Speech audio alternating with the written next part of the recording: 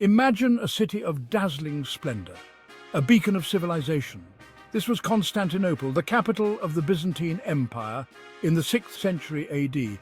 Welcome to Cryptic Mystic Vault, where we unravel the secrets of ancient mysteries, a vibrant hub of trade and culture.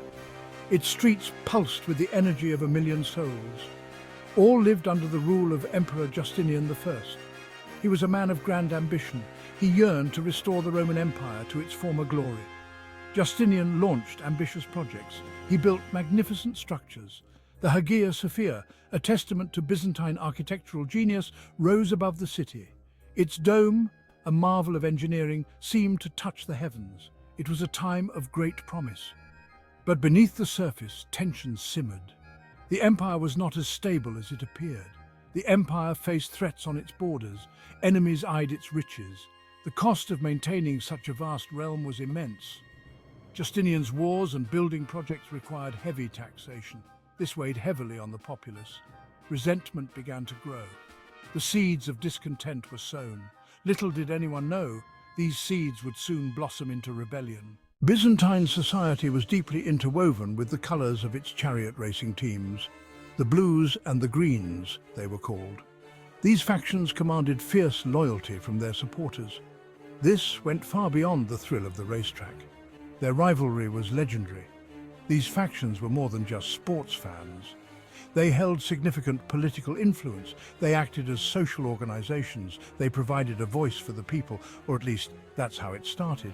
Over time, their relationship with the throne grew more complex. The blues and greens became entangled in the web of imperial politics.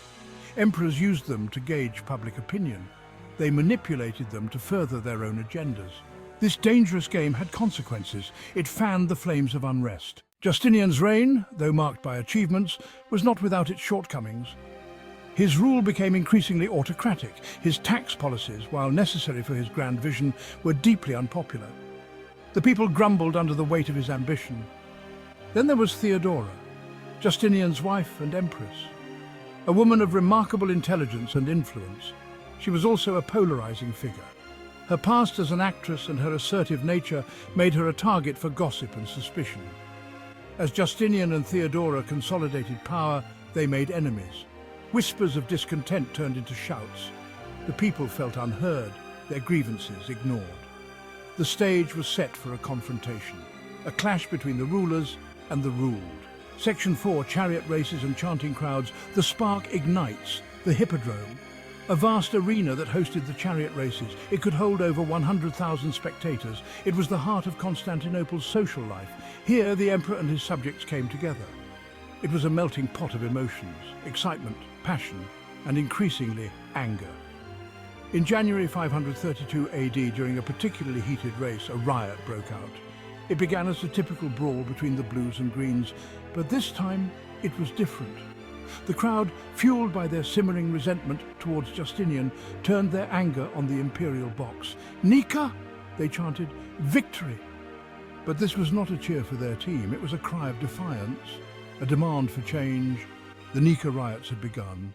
What began as a riot at the hippodrome quickly escalated into a full-blown rebellion. The Nika Riots consumed Constantinople for 5 terrifying days. The city descended into chaos. The blues and greens, united in their fury, rampaged through the streets. Buildings were set ablaze, shops were looted, the air was thick with smoke and the stench of burning. The mob, emboldened by their early success, even proclaimed a new emperor, Hypatius, a nephew of the former emperor Anastasius. It seemed as though Justinian's reign was on the brink of collapse. Justinian considered fleeing the city, but Theodora, his empress, stood firm. "Purple makes a fine burial shroud," she famously declared, reminding him that death was preferable to losing his throne. Her words galvanized Justinian. He would crush this rebellion. He would restore order, no matter the cost. Justinian, with the unwavering support of his generals, Belisarius and Mundus, unleashed his forces upon the rebels. The rebellion, leaderless and disorganized, was brutally suppressed. Thousands were slaughtered in the hippodrome. Blood flowed through the streets.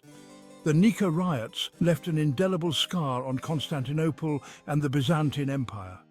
The city lay in ruins. The human cost was immeasurable. Justinian, shaken to his core, emerged from the ashes a changed ruler. The Nika Riots became a turning point. They exposed the fragility of imperial power. They highlighted the deep divisions that existed within Byzantine society. They forced Justinian to reassess his priorities. He rebuilt Constantinople, grander than ever before. But he also ruled with a firmer hand. The empire would survive. But the memory of the Nika Riots, a cautionary tale of rebellion and its consequences, would forever be etched in its history.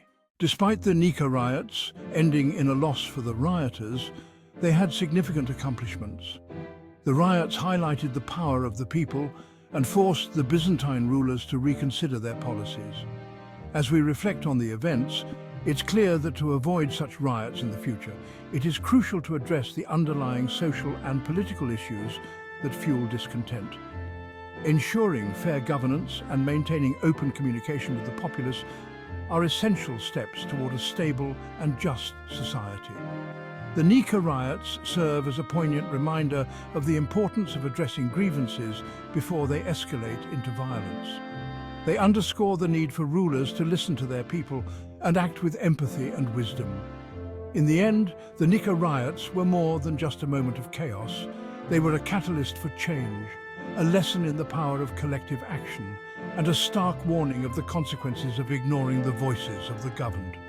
Let us learn from history, ensuring that the scars of the past guide us towards a more harmonious future. Don't forget to like, comment, share, and subscribe for more mind-blowing discoveries and thrilling adventures into the past.